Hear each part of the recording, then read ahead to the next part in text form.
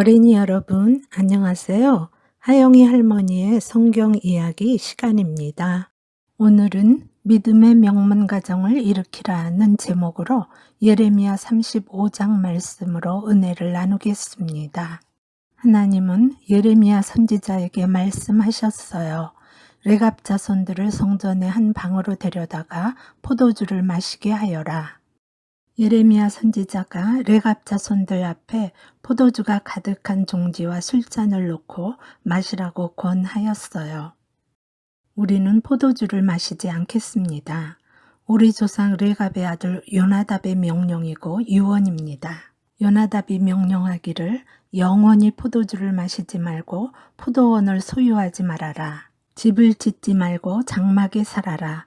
그리하면 나그네로 사는 이 땅에서 너희가 오래 살리라. 그래서 우리는 조상의 말을 다 지켜 포도주도 마시지 않고 포도원과 밭을 소유하지 않으며 살 집을 짓지 않고 장막에 살았습니다. 그때 하나님이 말씀하셨어요. 레갑의 아들 요나답의 명령은 250년이 지나도록 그 자손들이 실행하는구나.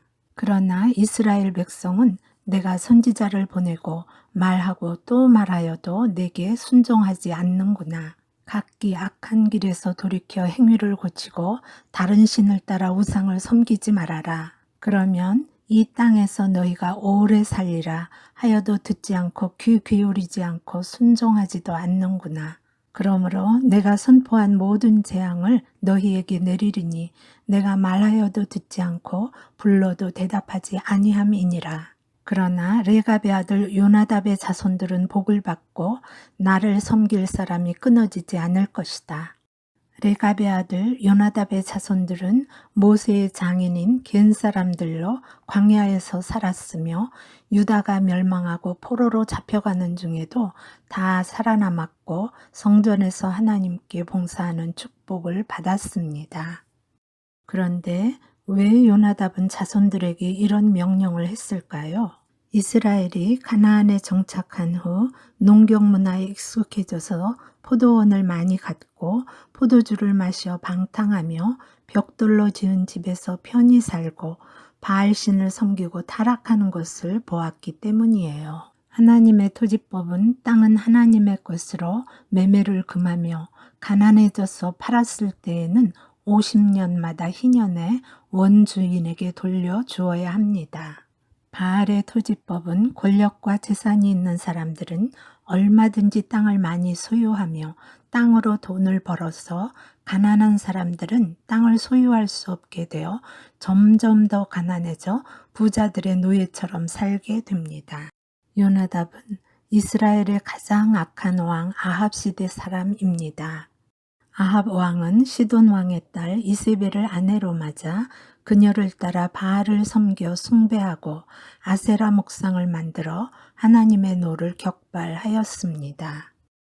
아합 왕은 가난한 농부 나봇의 포도원을 탐을 내어 팔라고 하였지만 나봇이 하나님이 주신 기업이고 조상의 상속 재산이라 팔 수 없다고 하자 이세벨이 누명을 씌워 나봇을 죽이고 그 포도밭을 빼앗은 사람이에요.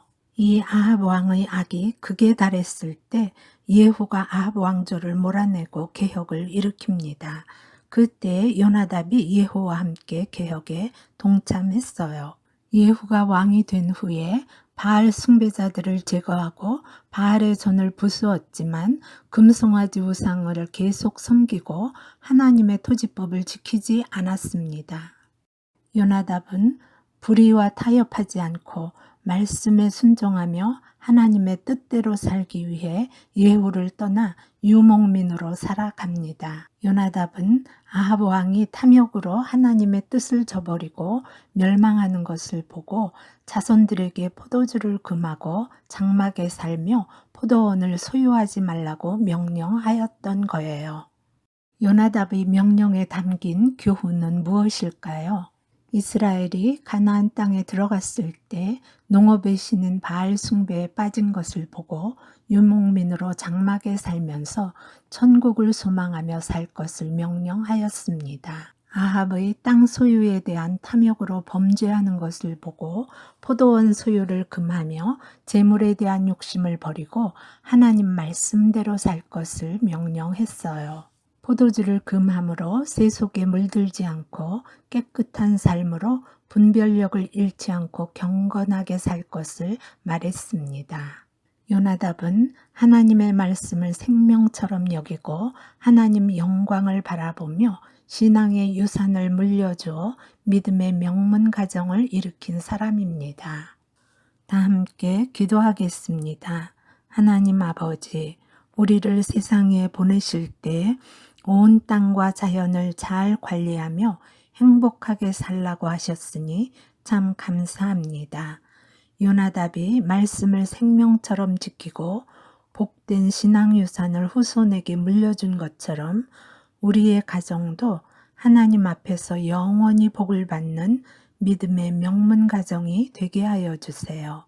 예수님 이름으로 감사하고 기도합니다. 아멘.